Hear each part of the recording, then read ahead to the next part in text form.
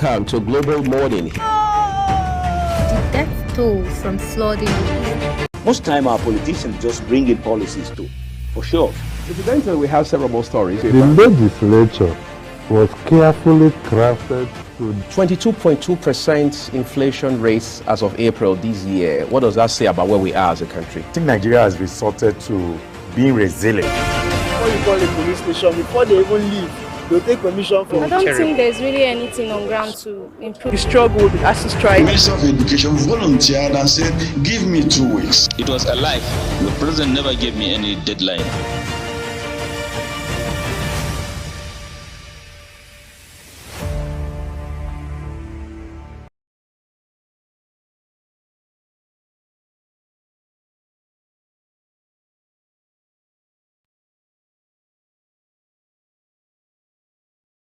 For going on a very short break at the same time. It was just due to circumstances beyond our control, but we are back and we're better now. And I am Juma Manson on the Global Morning program, and I'm not doing it alone. I have Uya Gomofuigbe here with me this beautiful Wednesday morning. How are you doing, Uya? Well, what can I say? I'm doing great. Like I was saying a while ago, I'm loving the weather. But we need to complement that with a steamy cup of black coffee, no sugar, no cream. Okay, I think you should speak on your own when you say black, no sugar. I speak for myself because you have a sweet tooth. Yes, I do. And I'm not ashamed to say that I have a sweet tooth. So definitely there will be a lot of cream and a lot of sugar with emphasis on the lot. So we understand that. All right, at this point, we're just going to make it as quick as we can because of our time. We all know that Global Morning stops at about almost 10 o'clock. But at about this point, we're going on a very quick segment that has to do with taste and texture. Let's just give you let's just allow your taste bud have a feel of what it feels like to have food in your mouth. Up next is taste and texture. Stay tuned. Good morning and welcome to Taste and Texture. Today we're going to be making moi moi. Moi moi is a traditional Nigerian meal made from beans, onions, peppers, spices and other ingredients. It is delicious, easy to make and inexpensive. It is often served as lunch or dinner, and we reheat the leftover in the morning and use it as a side paired with pap or custard. This meal is a favorite in almost all Nigerian homes. It is also known as alele, bean pudding, or moi moi. Moi moi is traditionally steamed inside a pot using leaves such as banana leaves, other heat-proof bowls like ramekins, aluminium folds, and baking pans are also suitable. This recipe makes a delicious savory moi moi, soft and moist but not mushy. It is firm enough to hold its shape. The moi moi pudding should be blended as finely as possible because a grainy pudding will affect the appearance and texture of the moi moi, making it unpleasant to eat. Now, for the ingredient, you need your black-eyed peas or honey beans, peppers, onions, crayfish, vegetable oil or palm oil, seasoning cubes, fish, hard-boiled eggs, boiled beef liver, and salt. The procedure making your moi moi, it will be best to soak your beans for about 10 to 20 minutes. Drier beans tend to be ready faster, while less dry beans will take a little longer. Peel your beans. You can peel your beans manually by rubbing them together between your palms. That is a long process. So, you can also use your processor to make the process faster. Sieve the skin of the beans out. After peeling, wash your beans and sieve out the skin until you get clean beans. The skin will float itself while the seed will go down. You can soak the beans for 10 more minutes to make them softer. Blend the beans and other ingredients. You add the beans into the blender with pepper and onions. Add the seasoning cube, salt, and crayfish. Then add a cup of water to blend. Turn the batter into a bowl. Inside the batter, add the groundnut oil or the palm oil and mix. Add fish chunk or liver. You can add boiled fish already cut into chunk or pour in liver cut into small pieces. Then keep mixing. Prepare the bowls. Depending on what you want to use for your moi moi, wash it and oil the plates. Add your boiled egg on top. You don't have to push it deep into the mix. Put the pot on the stove and add boiled water. Arrange the moi moi in the pot and cover. Allow it to steam for like 45 minutes. If you notice that the water in the pot has dried up, carefully add more water. Now, Carefully remove the moi moi from the plate, and right now your moi moi is ready to be served. Enjoy! And that's that for taste and texture today. Bye! Morning.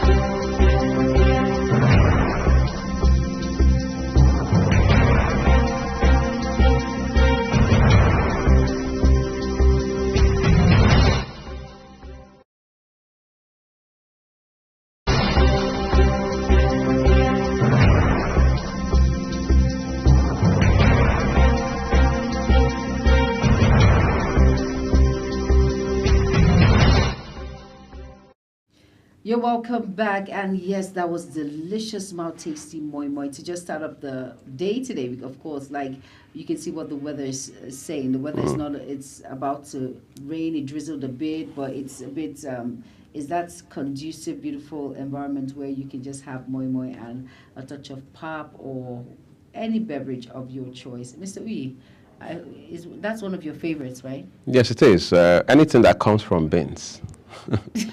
So it's a broad spectrum of byproducts, whether it's moi moi, kara, and anything else from there. Protein, yes, I think it's been part of my life the whole time. So once I see moi moi, especially with what animal did there with the egg, and knowing the process, all of that put together makes it very exciting and gives me a reason to look forward to it. Exactly. Let's talk a bit about the protest a bit. It's 7 days. Remember we said 10 days. Right. But so far in some areas, tension has been doused in some areas. But some kicks, we heard information from the newsroom yesterday that protesters went all the way to the FCT minister's house in Abuja. Yes. But then the police authorities have come out now to debunk that, to say that there was no attack on the minister's house and all of that. But you see, thing is, we're seeing in some cities how that, like you said, tension has been doused. The president's speech from 3 days ago also, to some extent, placated.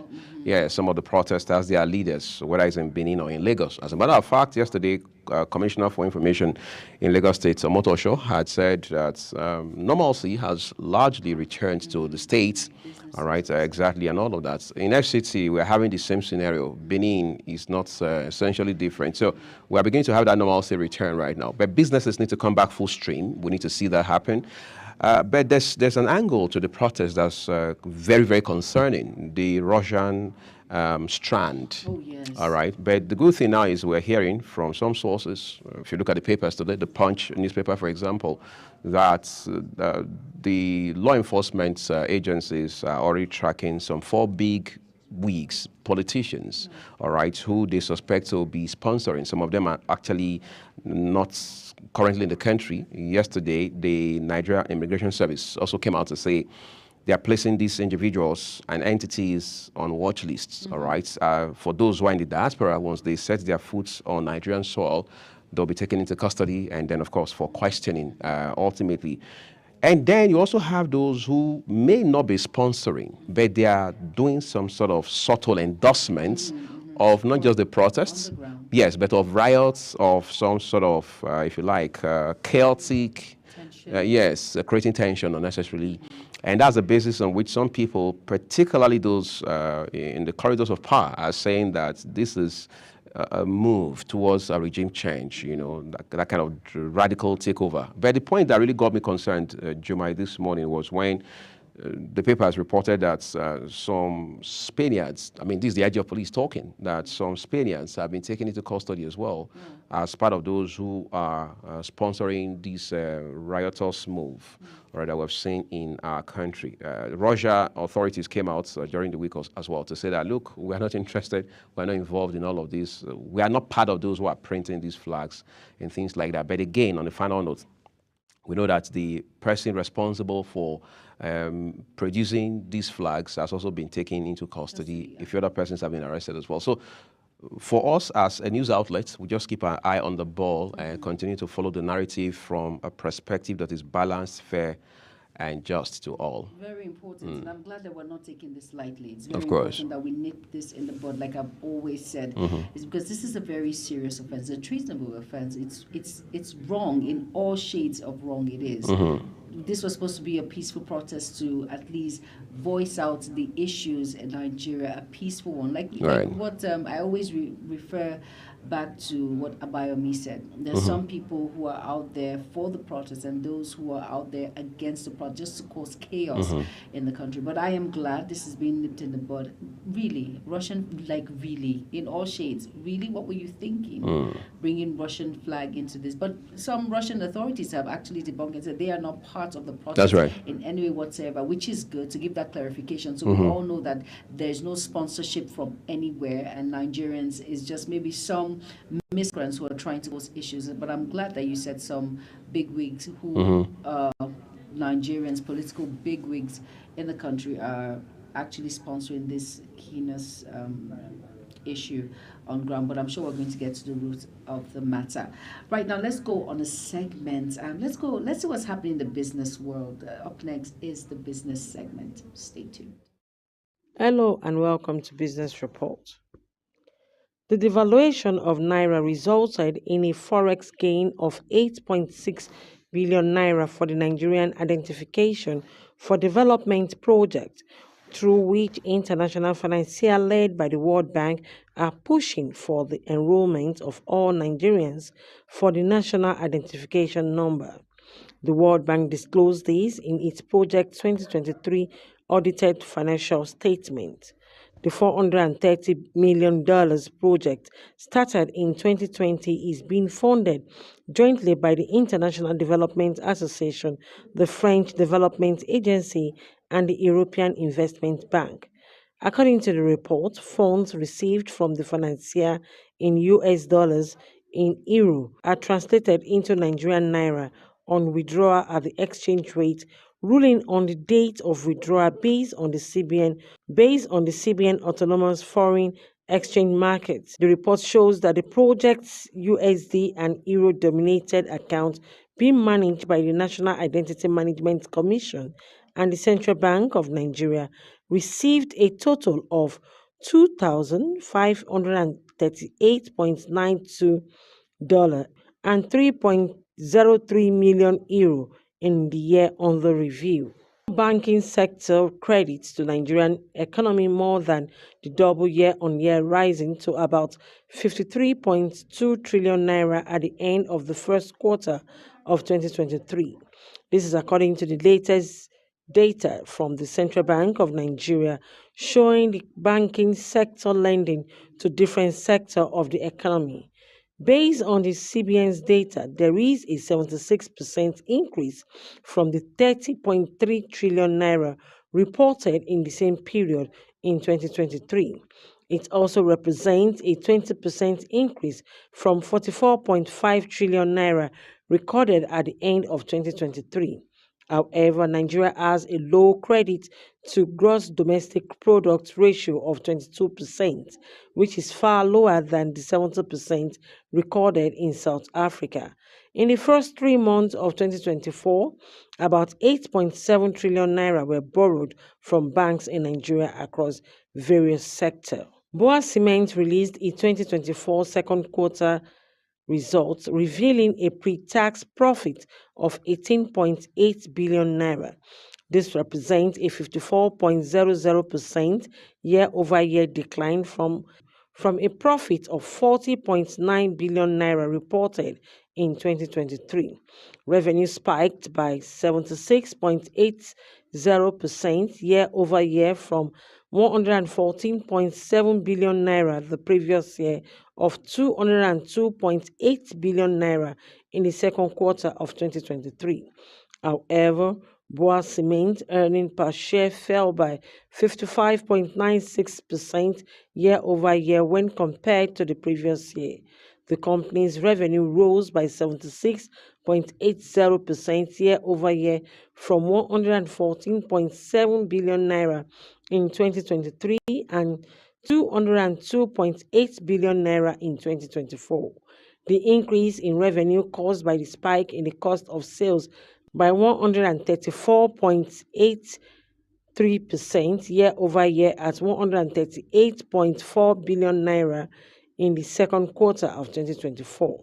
From the release, the company recorded an increase in gross profit by 15.42% year over year. Spot Bitcoin exchange traded fund in the United States recorded a net outflow of $168.4 million following a severe market dump that affected most crypto assets. Bitcoin in the early hour of Monday dropped below $50,000 for the first time in so many months, with Ethereum also witnessing multi-month lows. However, top crypto assets have slightly regained in price value over the past 24 hours.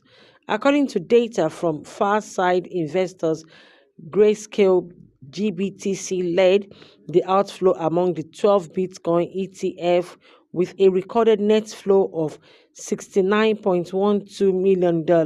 ARK Invest and 21 shares ARKB followed closely with $69 million in the net flow, while Fidelity FBTC came third with a net outflow of $58 million. The outflow were countered by inflow from where three other ETF products, the newly launched Grayscale Bitcoin Trust, pulled in $21.8 million in inflow. Van Eyck ETF pulled in $3 million in inflow, while Bitwise BITB recorded a net inflow of $2.9 million. BlackRock IBIT, the strongest performing Bitcoin ETF and the largest in terms of net asset value, recorded zero flow on Monday alongside three other ETF products. Kikelomo Okeri. Oh, you're welcome back from that segment, and that was the business segment by Kike Lomo Okere. Thank you, Kike. Hope you're well informed when it comes to the business news making rounds. Up next is a newspaper review. Stay tuned.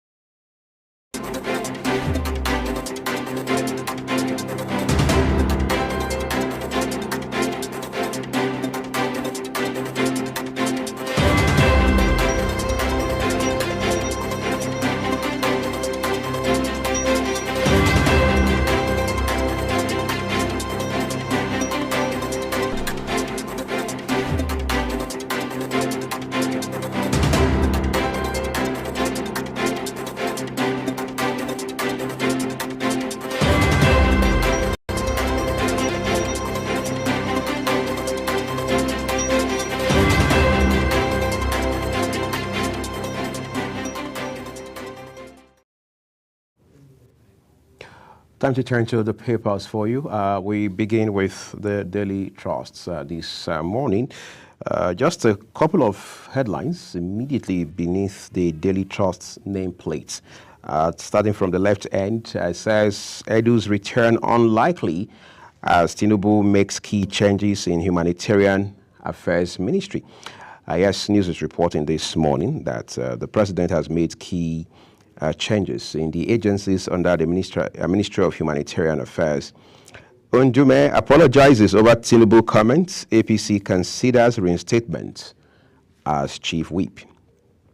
70-year-old woman's son, 4 grandchildren die after eating amala in Kwara. That's quite a pathetic piece of story there, really. Okay, but then what can we do? We move on to a big story on the front page of the Daily Trust's newspaper this morning. It says, protests, how 4 teenagers, bright to be, were killed in Kano, Zaria. Four riders accompanying that headline. CSOs want security agencies involved prosecuted. Use of force against protesters, crime against humanity, Atiku. We are investigating incidents. Army, police, FG places sponsors on watch lists. You can find those details on pages 3, 4, 8, and 28 of today's issue of the Daily Trust newspaper. All right, so on the left corner on the front page, why Shell declined offer to run Nigerian refineries. That's Obasanjo. Of course, former President Obasanjo knows so much about power and oil and gas industries, so he has a lot to tell Nigerians in that direction. But you can read up details for yourself if you pick up a copy of the Daily Trust newspaper today. CBN approves Unity Providus Banks merger. Let's see, Niger pensioners get benefits 21 years after retirement. That sounds historical, but it is what it is now. That's all we have for you from the Daily Trust this morning. Let's keep first things by taking you to First News paper, and Juma has those headlines for us. All right, on the First News paper, it says at the right-hand corner, it says, in Dume, I apologize to APC, but stand by my criticism of Tinubu. And here, below the caption of First News, it says, sponsors of protests in diaspora on the watch list, NIS boss. That's from him now. And it says, protests, we're after those behind calls for regime change. And that's the Chief of Defense Staff there speaking on that. Now, it says here, CBN approves Unity Providus Banks merger. All right, now, below the caption that says, end bad governance protests, hold treasury looters accountable like street looters. And that is in the voice of Falana. As over 1,000 arrested, remanded in Kaduna, Kanu prisons. And below that, at the right-hand corner, it says Paris Olympic, Nigerians women long jump 3-0 soars into final. Obasanjo warns of effort to frustrate Dangote refinery. And still on the protest, hosting foreign flags in Nigeria treasonable, says Tinubu. And below all of that, it says, since August 1st, no shots fired, no force on protesters. IGP claims. You have to go out to get your First newspaper to get more information on the news. And next is The Guardian, and over to you. Let's flip straight to The Guardian newspaper. The big story first, FARC allocations. Citizens wallow in misery as governors cede duties to FG amid 5.34 trillion naira cuts. And then, as is always the case, the Guardian newspaper has a beautifully laid out infographics for you on the front, just to give you a deeper insight of the story. Falana backs military in denouncing protesters' use of Russian flag. Heed Tinubu's dialogue call, ECOWAS tells protesters. After apology, APC to reinstate Ndume as chief whip. How loopholes in public procurement acts nourish graft. Nigeria, other developing countries stuck in middle-income trap, says World Bank. FG inaugurates steering committee for digital free zones to boost global tech. That's been a long time coming, but better late than never, as they say. A CBN saves Unity Bank, clears merger with Providus. All right, and then at the foot of the paper, that's the Guardian newspaper today, opaque NNPCL and subsidized crude oil for refineries is an editorial put together by the editorial board of The Guardian. So I'm sure you want to read that up for yourself this morning. While you're at it, Juma will take us through big headlines from the Leadership newspaper. All right, in Uyi's words, the big headlines on the Leadership newspaper. The caption says, hunger protests were after only enemies of state, and that's the military. And it says 102 companies closed shop in Nigeria in 24 years. And that you can see on page 4 on the Leadership paper. And we have riders there. It says stakeholders blame harsh operating environment policies. The second rider says federal government disburses single-digit interest loans to prevent industry collapse. And above the nameplate of the leadership, we have Bauchi governor debunks gold mining claims. APC may reinstate Indume as Senate whip. And at the right hand of the leadership paper, it says, here's insurance appoints Puri Iroche as non-executive directors. And it says CBN approves merger of Unity Bank, Providence Bank. And of course, the U.S. election, why Kamala Harris picked Tim Walz as running mate. And here below all of the caption at the right-hand side, it says Dangote Industries get AA+, I plus GCR ratings. And that you can find on page 7. And moving on now to the next paper, which is The Nation. Newspaper. Okay, quickly, The Nation newspaper with the star story first.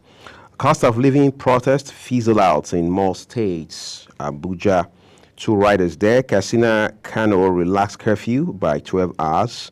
Mobile court remands 632 rioters. Edo, 4.3 million Nigerians get direct cash transfer. And then at the foot of the page, or let's take it to the top of the page instead, just above the nameplate of The Nation newspaper. Federal government inaugurates steering committee for digital free zones with a rider that says a boost for global tech finance services-based businesses. Beneath the nameplate, CBN OK's merger of Unity, Providence banks. Students top list of 4.68 million voters in Edo Ondo polls. Agency will be free, fair. Apparently, that's credited to the Independent National Electoral Commission, INEC. And lastly, 1.4 million jobs on offer from cotton textile sector. Revamping process begins. So it's a great thing to know that we are revamping the cotton textile sector, yes, which had been moribund for decades. All right, so let's do a flip over now to the New Telegraph newspaper. All right, over now to the New Telegraph. Above the nameplate of the New Telegraph, it says Nigeria reclaims $3.4 billion cargo shipment from neighboring countries. And there it says, why we approved Unity Providence Bank's merger by CBN. Of course, that's the Central Bank of Nigeria. Now, below the nameplate, we have the picture of Olusegun Obasanjo, and he says Obasanjo fuel imposes sabotage, and he says Dangote refinery. He says Borno. This is not clear enough. So it has Kamala Harris picks Minnesota Governor Tim Walz as running mate. And the caption boldly reading there, hashtag Ed Bad Governance, DSS arrests suspected sponsors, identifies funders. And we have some riders there below. And it says Southeast National Assembly caucus petitions IDP.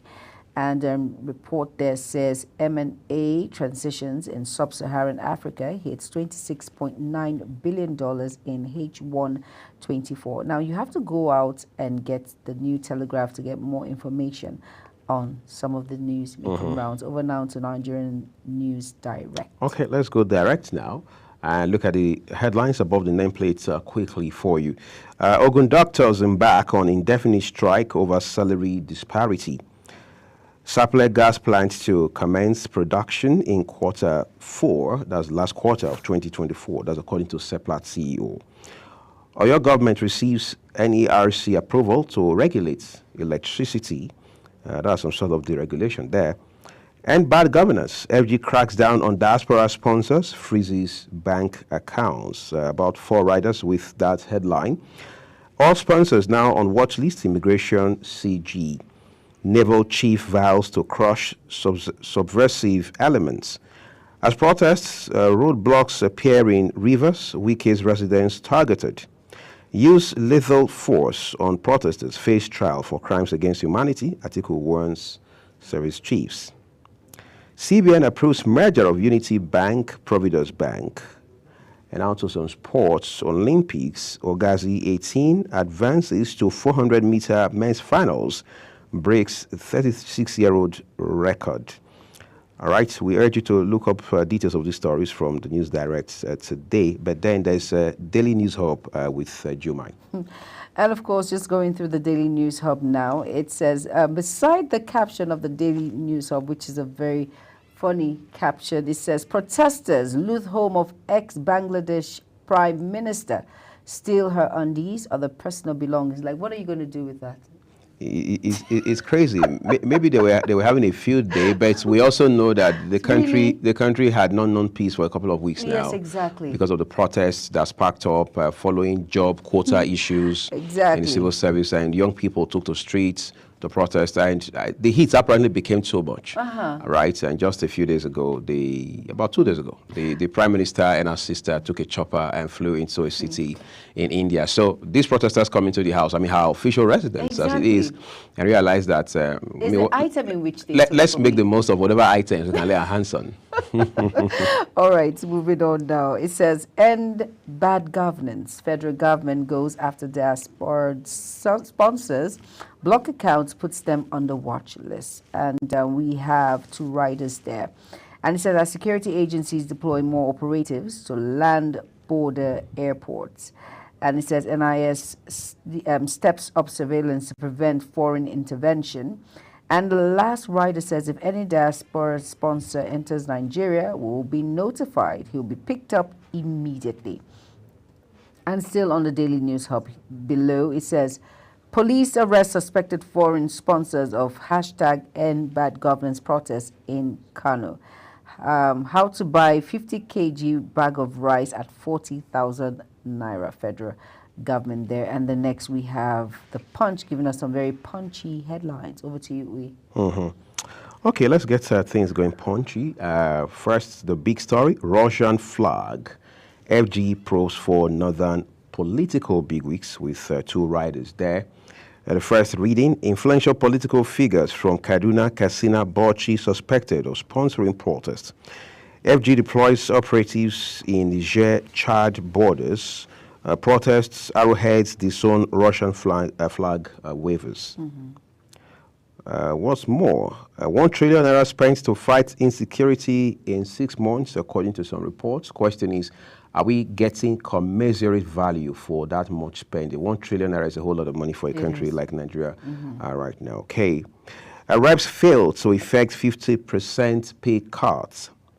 Varsities mobilizing unqualified graduates for NYC. That's according to JAMB. All right. But then you take it down a little on the foot of the front page. Naira crude sale yet to happen. That's according to operators in the sector. 4 suspected cultists nabbed for killing Ogun Baba. And lastly, import duty waiver on rice orders begins next week. That's according to the federal government. All right, let's take it to our last paper this morning, which is the Nigerian Tribune. And quickly now on the Nigerian Tribune, above the template of the Nigerian Tribune, it says, Nigerians' resilience on crude oil, a deadly mistake. And that's the voice of Obasanjo. And it says, Hector's Insurance Group appoints Ibrahim Puri, Sonny Iroche as independent non-executive directors, and CBN approves financial support for Unity Providence Bank merger. Now, below that caption, it says sponsors of protests on watch list. Federal government says, and we have 2 riders there. We have blocked external funding for protests, IGP. We're after only enemies of state, that's the CDS. Suspension of duties, taxes on important pharmaceuticals, food will reduce price, CG of customs. And then, of course, says NAS Southeast Caucus petitions IGP over Igbo Must Go campaign. Ndume may return as chief whip meets APC and WC. Tinubu appoints new CEO for National Social Investment Program Agency, and that you'll find on page 4. And below the caption, it says, violent protests in North, an attempt to create atmosphere of overthrow of government. That's in the voice of Sheikh Hussain, and says money, Russian flag shared to youths.